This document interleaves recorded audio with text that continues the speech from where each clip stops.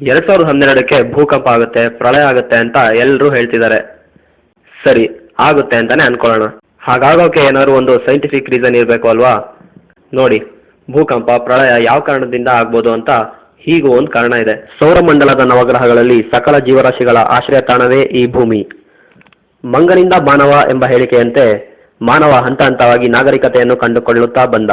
ಹಾಗೆಯೇ ತಾಂತ್ರಿಕವಾಗಿಯೂ ಮುಂದೆ ಬರಲಾರಂಭಿಸಿದ. ತನ್ನ ಅನುಕೂಲತೆಗಳಿಗಾಗಿ ವಾಹನಗಳು, ಮೊಬೈಲ್ ತಂತ್ರಜ್ಞಾನ, ಅಂತರ್ಜಾಲ ಮುಂತಾದವುಗಳನ್ನು ಕಂಡುಹಿಡಿದುಕೊಂಡ. ಈ ಎಲ್ಲ ಕ್ಷೇತ್ರಗಳಲ್ಲಿಯೂ ತನ್ನದೇ ಆದ ಛಾಪನ್ನು ಸಹ ಮೂಡಿಸಿಕೊಂಡ. ಈ ಎಲ್ಲ ತಂತ್ರಜ್ಞಾನಗಳಿಂದ ಅನುಕೂಲತೆಗಳಷ್ಟೇ ಅನಾನುಕೂಲತೆಗಳು ಸಹ ಇವೆ.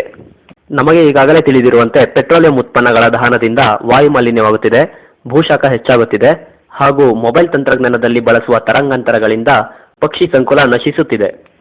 ವಾಹನ, ಮೊಬೈಲ್ ತರಂಗಾಂತರಗಳಿಂದ ಮೇಲ್ಕಂಡ ಸಮಸ್ಯೆಗಳಷ್ಟೇ ಅಲ್ಲ, ಇನ್ನೊಂದು ಬಹುಮುಖ್ಯವಾದ ಸಮಸ್ಯೆಯನ್ನು ಸಹ ಎದುರಿಸಬೇಕಾಗಿದೆ. ಆ ಸಮಸ್ಯೆಯೇ ಭೂಮಿ ಸಣ್ಣದಾಗುತ್ತಿದೆ.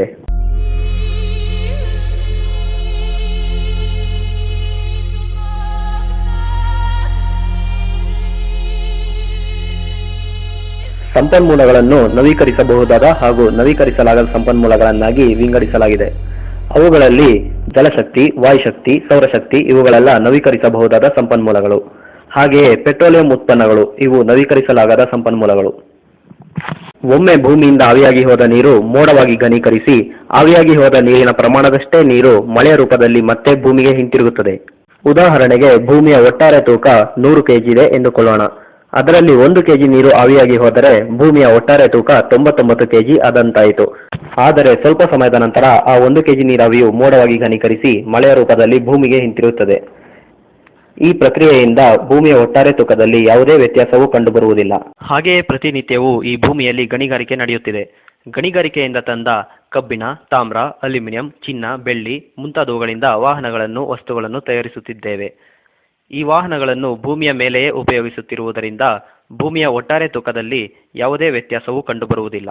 ಮತ್ತೊಮ್ಮೆ ಉದಾಹರಣೆಗಾಗಿ, ಭೂಮಿಯ ಒಟ್ಟು ತೂಕ 100 kg ಇದೆ ಎಂದುಕೊಳ್ಳೋಣ. ಅದರಲ್ಲಿ 1 kg ಖನಿಜವನ್ನು ಗಣಿಯಿಂದ ತೆಗೆದುಕೊಂಡು ಹೋಗಿ ವಾಹನೇತರಗಳನ್ನು ತಯಾರಿಸಿದರೆ ಆ ವಾಹನಗಳನ್ನು ಭೂಮಿಯ ಮೇಲೆಯೇ ಉಪಯೋಗಿಸುವುದರಿಂದ ಭೂಮಿಯ ಒಟ್ಟಾರೆ ತೂಕದಲ್ಲಿ ಯಾವುದೇ ವ್ಯತ್ಯಾಸವೂ ಕಂಡುಬರುವುದಿಲ್ಲ.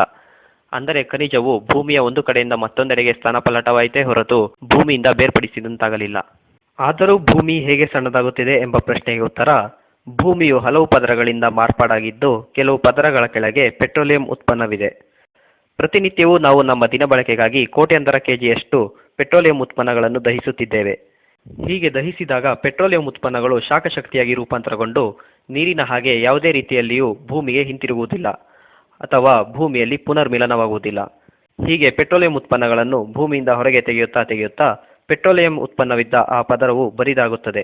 ಪೆಟ್ರೋಲಿಯಂ ಉತ್ಪನ್ನವು ಬರಿದಾದ ಮೇಲೆ ಅದರ ಮೇಲಿನ ಪದರಗಳಿಗೆ ಗಟ್ಟಿಯಾಗಿ ನಿಲ್ಲಲು ಆ ಮೇಲ್ಪದರಗಳ ಕೆಳಗೆ ಯಾವುದೇ ಆಧಾರ ಸ್ತಂಭವೂ ಇರುವುದಿಲ್ಲ.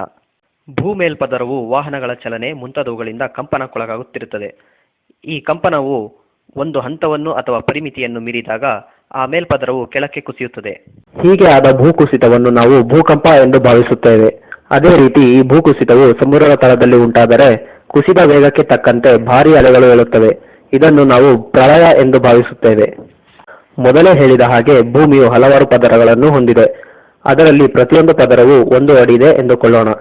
ಅದರಲ್ಲಿ 1 ಅಡಿ ಇದ್ದ ಪೆಟ್ರೋಲಿಯಂ ಪದರವು ಬರಿದಾದ ಮೇಲೆ ಅದರ ಮೇಲಿನ ಪದರಗಳಿಗೆ ಯಾವುದೇ ಆಧಾರ ಸ್ತಂಭವೂ ಇರುವುದಿಲ್ಲ. ಆದ ಕಾರಣ ಆ 1 ಅಡಿ ಖಾಲಿ ಇದ್ದ ಕೆಳಗಿನ ಜಾಗಕ್ಕೆ ಮೇಲಿನ ಪದರಗಳು ಕುಸಿಯುತ್ತವೆ. ಅಂದರೆ ಭೂಮಿಯ ಒಟ್ಟು ತ್ರಿಜ್ಯದಲ್ಲಿ 1 ಅಡಿ ಕಡಿಮೆಯಾದಂತಾಯಿತು. ಹಾಗಾಗಿ ಭೂಮಿಯು ಗಾತ್ರದಲ್ಲಿ ಸಣ್ಣದಾದಂತಾಯಿತು. ಭೂಮಿಯು ಗಾತ್ರದಲ್ಲಿ ಸಣ್ಣದಾಗಲು ಮತ್ತೊಂದು ಕಾರಣವೇನೆಂದರೆ, ಮೊಬೈಲ್ ತಂತ್ರಜ್ಞಾನವು ಉಪಗ್ರಹಗಳನ್ನು ಅವಲಂಬಿಸಿವೆ. ಪ್ರತಿಯೊಂದು ಉಪಗ್ರಹವು ಲಕ್ಷಾಂತರ kg ತೂಗುತ್ತದೆ. ಹೀಗೆ ನಮ್ಮ ಉಪಯೋಗಕ್ಕಾಗಿ ಬಾನಾಚೆಗೆ ಕಳುಹಿಸಿದ ಈ ಉಪಗ್ರಹಗಳು ಮತ್ತೆಂದಿಗೂ ಭೂಮಿಗೆ ಹಿಂತಿರುಗುವುದಿಲ್ಲ. ಭೂಖನಿಜಗಳಿಂದ ಮಾಡಲ್ಪಟ್ಟ ಈ ಉಪಗ್ರಹಗಳು ಭೂಮಿಯಿಂದ ಬೇರ್ಪಟ್ಟ ಮೇಲೆ ಭೂಮಿಯ ತೂಕವು ಕಡಿಮೆಯಾಗುತ್ತದೆ. ಅಂದರೆ ಭೂಮಿಯ ಗಾತ್ರವು ಸಹ ಕಡಿಮೆಯಾಗುತ್ತದೆ. ನೋಡಿದ್ರಲ್ಲ, ನಾವು ದಿನಾಲು ಕೋಟ್ಯಾಂತರ kg ಪೆಟ್ರೋಲಿಯಂ ಪ್ರಾಡಕ್ಟ್ಸ್ನ ಬರ್ನ್ ಮಾಡ್ತಾನೆ ಇದ್ದೀವಿ. ಉಪಗ್ರಹಗಳನ್ನು ಆವಾಗವಾಗ ಲಾಂಚ್ ಮಾಡ್ತಾನೆ ಇದ್ದೀವಿ. ಇವುಗಳಿಂದ ಭೂಮಿ ಗಾತ್ರನೂ ಕಡಿಮೆ ಆಗ್ತಾ ಇದೆ. ಈ ಮೇಲ್ಕಂಡ ಪ್ರಕ್ರಿಯೆಗಳು ನಮಗೆ ತಕ್ಷಣಕ್ಕೆ ಗೋಚರ ಆಗದೇ ಇದ್ರೂ ಮುಂದೊಂದು ದಿನ ಇದರಿಂದ ಆಗೋ ಅಪಾಯ ಅಂತೂ ಖಂಡಿತ.